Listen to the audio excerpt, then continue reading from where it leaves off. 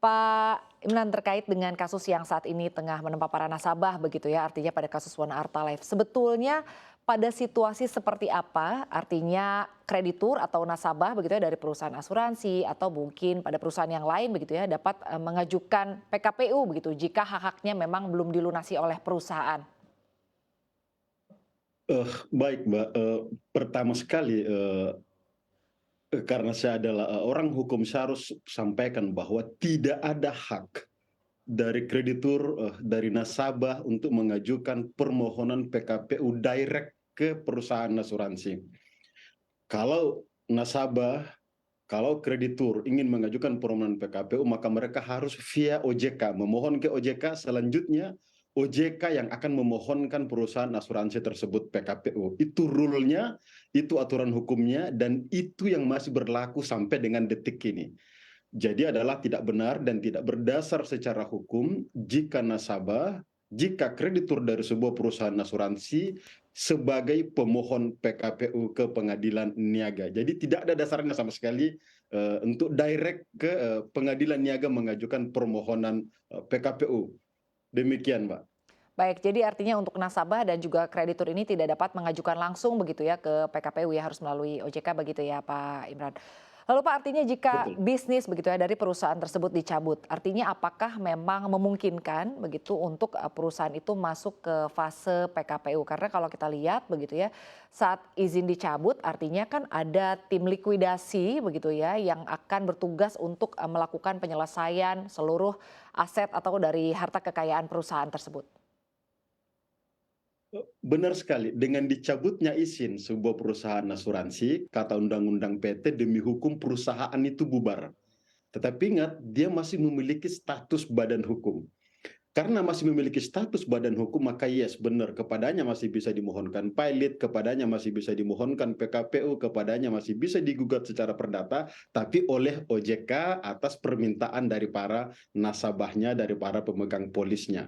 Jadi yes, mereka masih bisa dimohonkan PKPU, masih bisa dimohonkan pilot, karena badan hukumnya sudah bubar. Perusahaannya sudah bubar dengan dicabutnya izinnya sesuai dengan 142 Undang-Undang PT, tetapi dia masih memiliki status badan hukum. Nah, karena status badan hukumnya masih ada, maka yes, dia bisa dimohonkan pilot, dia bisa dimohonkan PKPU oleh OJK atas permintaan para pemegang polis atau kreditur lainnya. Demikian. Baik, Pak Imran. Jadi artinya masih ada kesempatan begitu ya bagi para nasabah dan juga kreditur yang memang mengalami kerugian begitu lalu kemudian artinya nanti perusahaannya ditutup begitu. Artinya tetap ada hak begitu ya untuk dapat memohonkan hak-haknya ke PKPU begitu Pak Imran. Lalu apabila perusahaan yang memang terkena PKPU begitu ya tidak bisa mencapai kesepakatan dan juga tidak bisa menyelesaikan untuk dari urusan hutangnya begitu tentunya kan perusahaan ini akan jatuh begitu ya kepada fase pilot. Tapi sebelum kita lebih jauh membahas mengenai terkait potensi pengembalian dana, sebetulnya bolehkah Pak dijelaskan sedikit begitu ya perbedaan antara pilot dan juga likuidasi, Pak Imran? Baik, pilihan setelah perusahaan dibubarkan itu memang dua, apakah mau pilot atau likuidasi. Bahkan dari awal pun ketika ada keinginan untuk melakukan restrukturisasinya, maka perusahaan bisa memilih dua pilihan ini, likuidasi atau kepilotan. Kalau likuidasi mekanismenya mungkin lebih sederhana, cukup diputuskan di RUPS, lalu RUPS sepakat, oke deh, perusahaan kita bubarkan, kita angkat likuidator. Nah, kemudian kalau pilot harus dimohonkan ke pengadilan. Kalau voluntary harus RUPS juga, tapi kalau kreditur yang direct mohon, langsung ke pengadilan memohonkan untuk dimohonkan pilot. Kemudian dalam likuidasi akan diangkat likuidator, dalam kepilotan akan diangkat kurator. Mekanisme kerjanya likuidator dan kurator akan berbeda pertanggungjawabannya. Kurator bertanggung jawab ke hakim pengawas, likuidator bertanggung jawab ke RUPS. Nah, hanya saja seorang likuidator dalam melaksanakan tugasnya jika nantinya setelah membereskan seluruh harta kekayaannya dari si debitur, ternyata didapati fakta bahwa hutangnya jauh lebih besar daripada harta kekayaannya. Maka kata Undang-Undang PT, likuidator wajib harus untuk memohonkan pilot terhadap perusahaan tersebut. Jika didapati fakta, utangnya jauh lebih besar daripada harta kekayaan dari perusahaan yang di mana dia ditunjuk sebagai likuidator. Dia harus memohonkan pilot.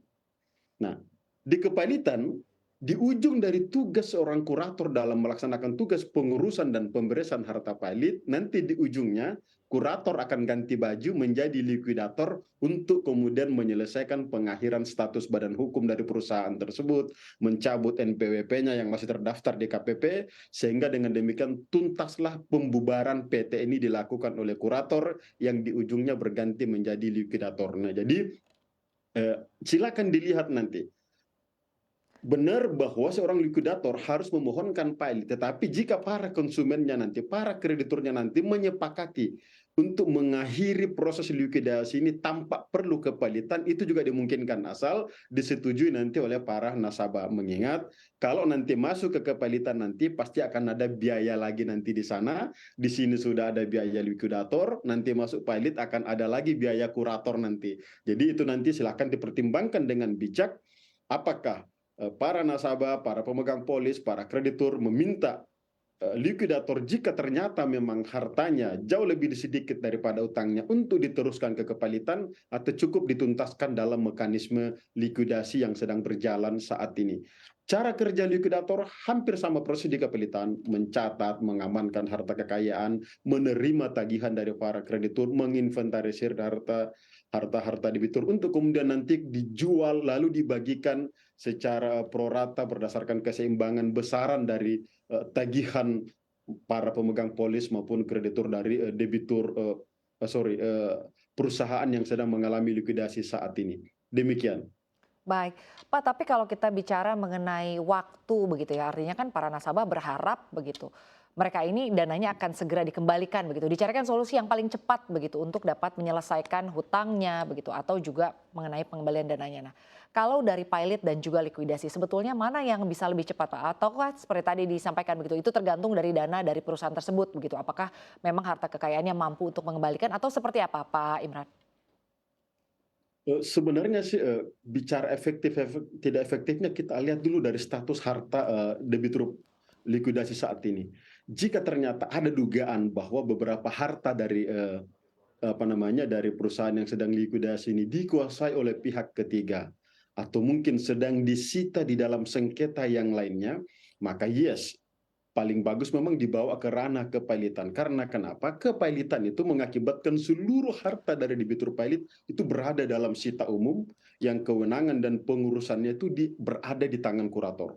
Jadi sekalipun katakanlah sebelum ada proses likuidasi ini ternyata beberapa hartanya telah disita oleh kreditur, oleh pihak ketiga lainnya karena ada persoalan hukum lainnya, begitu dia dinyatakan pilot maka sita-sita oleh pengadilan yang lain ini menjadi tidak berlaku. Yang berlaku sekarang adalah sita atas nama kepilitan.